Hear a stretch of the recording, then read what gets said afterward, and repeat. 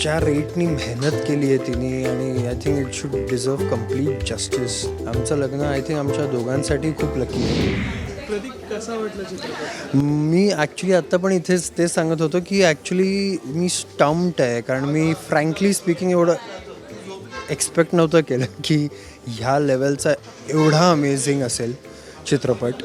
पण I think this is, मी प्रताप सरांना पण म्हटलं, this is film making at its finest. Each and every shot, each and every performance so detailed, एवढा विचार करून केला आहे. बघून कळतं की त्या माणसाने एका सब्जेक्ट मागे 10 वर्ष लावली आहेत. आणि परफॉर्मन्सेस तर मी म्हणजे असं वाटतं आहे की या लोकांनी ॲक्च्युली कॅरेक्टर जगलं आहे, कोणी परफॉर्म नाही करत आहे. माझी बायको आहे म्हणून नाही, पण I think she is one of the finest actor today. I think या पिक्चरनंतर काही बोलायची गरजच नाही आहे. माणसाचं काम बोललं पाहिजे. आणि हा पिक्चर बघितल्यानंतर ॲक्च्युली कोणाला काही बोलायची गरज नाही वाटणार. काम बघूनच लोकांना कळेल की why is she one of the finest actor today in the industry. Prateek, ज्यावेळेला रुतानी ही फिल्म साईन केली किंवा ज्यावेळेला झालं हे ठरलं, तर त्यावेळेला तुझं पहिलं रिॲक्शन की काय होतं? कारण एक वेगळा रोल आहे आणि पहिलाच रोल असा तुला त्याच्यात एक. ॲक्च्युली मी तिला भेटलो जेव्हा हा पिक्चर ती ऑलरेडी शूट करून झालं होतं. तिने पिक्चर ऑलरेडी हा शूट केला होता. मला माहिती होतं या पिक्चरबद्दल की पिक्चर बनते आणि ऋता करते, कारण ऋता आणि मी एकमेकांना 10 वर्षापासून ओळखतो.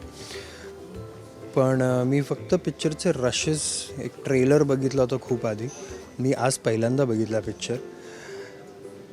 आय डोंट नो, मी तिचे फक्त ट्रेनिंगचे व्हिडिओज बघितले होते. पण ज्या रेटनी मेहनत केली आहे तिने आणि I think it should deserve complete justice.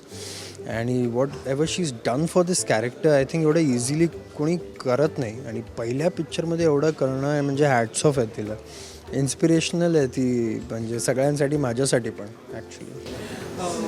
त्यांनी एका इंटरव्ह्यूमध्ये म्हटलं होतं की माझं लग्न हे मला भाग्यवान करतंय कारण मी बॅक टू बॅक आता येते. यावर तू काही कमेंट कर? आय थिंक ही टायमिंगची गोष्ट आहे आणि आयुष्यात जे काही होतं ते आपण असं मानूनच चालतो की आपल्या चांगल्यासाठीच होतं. आमचं लग्न आय थिंक आमच्या दोघांसाठी खूप लकी आहे. आणि त्याच्यानंतर आम्ही दोघे एक्स्ट्रीमली बिझी झालो आहोत. आमच्याकडे एकमेकांसाठी वेळ नाही आहे.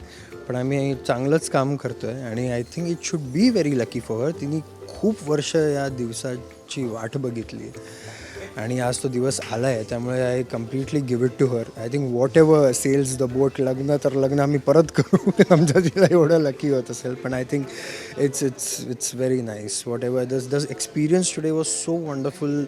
Sitting and watching her on the big screen, it's beautiful.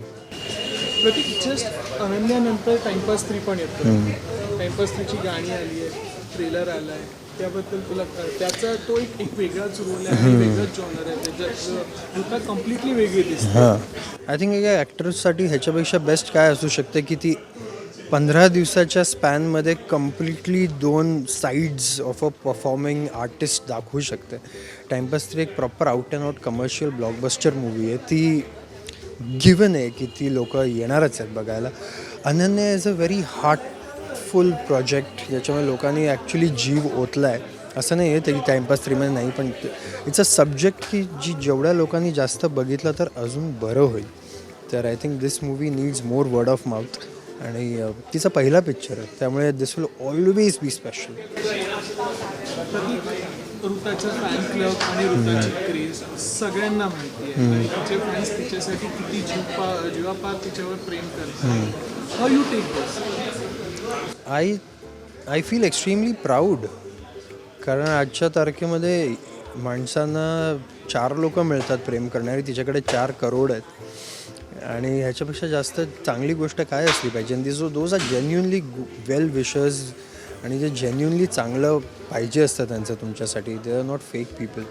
So I think it is something to be very very proud of की लोक जे तुम्हाला भेटले नाही आहेत, त्यांनी फक्त तुम्हाला बघितले आणि इन स्पाईट ऑफ दॅट समजा ते तुमचे एवढे स्टॉन्ट सपोर्टर्स आणि तुम्हाला एवढं प्रेम करतात तुमच्यावर, तर त्याच्यापेक्षा चांगली गोष्ट काय आहे. Is all respect and all my love to all the fan clubs of a. मी कितीही बोललो या पिक्चरसाठी तरी कमी पडणार आहे.